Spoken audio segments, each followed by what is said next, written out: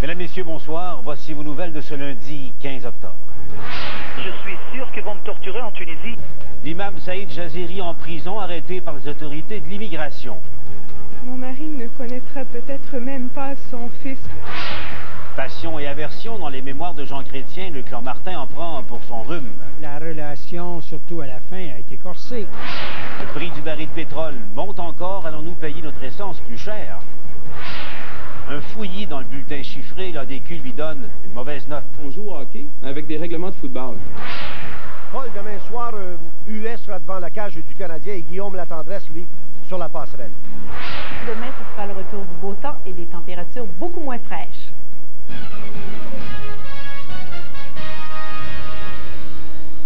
L'imam Saïd Jaziri, qui sème la controverse dans tous les débats sur les questions de religion et d'accommodement, a été arrêté aujourd'hui. L'imam, qui a fait l'objet d'une ordonnance d'expulsion l'an dernier, va comparaître mercredi devant la commission de l'immigration et du statut de réfugié. Et Denis, c'est à ce moment qu'on devrait savoir s'il sera expulsé du pays. Paul, les musulmans de la mosquée de Saïd Jaziri sont très inquiets ce soir. Leur imam s'est fait arrêter aujourd'hui alors qu'il se présentait au bureau d'immigration pour une formalité. Ce dernier fait face à une procédure d'expulsion parce qu'il n'aurait pas déclaré son passé judiciaire en France aux autorités canadiennes. Non, l'expulsion est imminente. Mon mari ne connaîtra peut-être même pas son fils qui doit naître bientôt.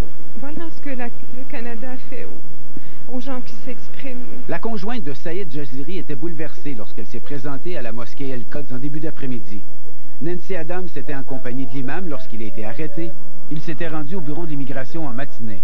On devait lui parler de l'enquête sur les risques liés à une expulsion dans son pays d'origine, la Tunisie. C'est à ce moment qu'il a été mis en état d'arrestation. Sans commenter ce cas précis, l'Agence des services frontaliers dit que l'arrestation est habituellement faite lorsqu'on craint qu'un individu prenne la fuite lors d'un processus d'expulsion. Vous pouvez imaginer la réaction de quelqu'un qu'on met derrière la vitre, enfermé,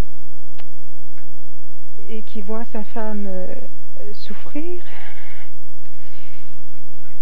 C'est l'ambulance qui est venue me chercher ce matin. Je vous laisse imaginer vous-même ce que ça peut créer comme effet. En entrevue téléphonique...